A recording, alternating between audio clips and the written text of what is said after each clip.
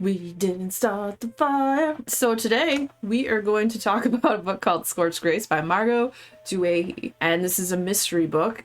It centers around Sister Holiday, who is a queer punk rock nun. Well, I don't know if she's still punk rock, but she was. And so she hasn't taken her permanent vows yet, but she's in the sisterhood, and she's joined the Sisterhood of the Traveling Pants. That's not what they're called. It's the Sisters of the Sublime Blood. They run a school. They have a very strong faith that they follow. So it's a mystery that centers around the school, part of it being set on fire. And then after this fire happens, there's like a series of arson that happens and they have to catch the arsonist. Like, who is it? Sister Holiday puts on her sleuthing hat because, you know, she doesn't think the cops and the investigators are doing their job or not really doing a great job and whatnot. She decides she's gonna dig in and try and figure this out or help to figure it out. And it was kind of weird. I had a little bit of a time getting into it because like every other part of the book is like, praise God, because, well, they're nuns. And I wasn't too familiar with how nuns behave because I am not Catholic and I haven't been around too many nuns. The only nun I ever knew lived in my friend's basement and she wore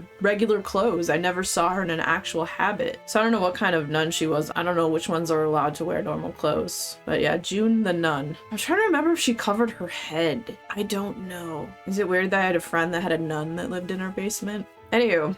This book, it was a great mystery. It's been a while since I've read a mystery book where I feel like the last few ones I read, I kind of like had a real good feeling about who the person was, that the whodunit. In this one, I suspected everyone at some point, I feel like, and it was one of the people I ended up suspecting, but I suspected everyone.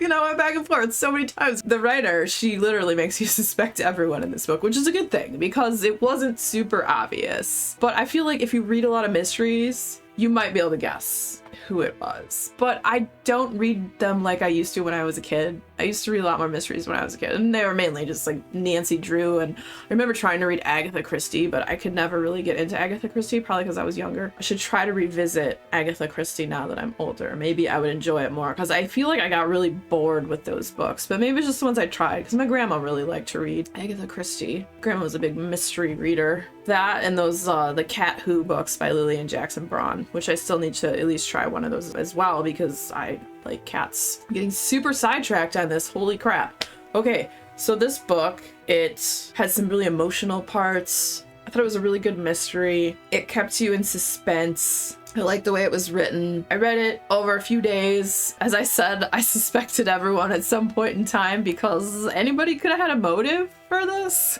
At least the way that it went. And I think it's kind of like the writer like leads you in these different directions and avenues of who to suspect. I think there's going to be more books because on the cover, which is an absolutely beautiful cover. I love how stained glass looks. I think this is a gorgeous cover. Super cool. This might be one of my favorite covers of the year. I totally forgot what I was talking about because I started thinking about the cover and how cool it looked. It was fun, and I think there's going to be more of these to come because that's what I was talking about. Okay. On the cover, it said Sister Holiday mystery. And when it says something like that, it leads you to believe there will be more. So I'm thinking there's going to be more in the future. I had a lot of fun with it. If you like mysteries, it's a good time. The characters were good. It had some really good emotional aspects to it with seeing Sister Holiday and like her life before, because you get flashbacks too of like what her life was like before. You know, she was in a band, she was in love with this one woman, and what happened between them and their relationship and how that went down. Her and her brother, and how they were kind of like the black sheep of their family, and their family didn't maybe quite understand them, and just there was a lot of elements to it that I thought made it a really good book.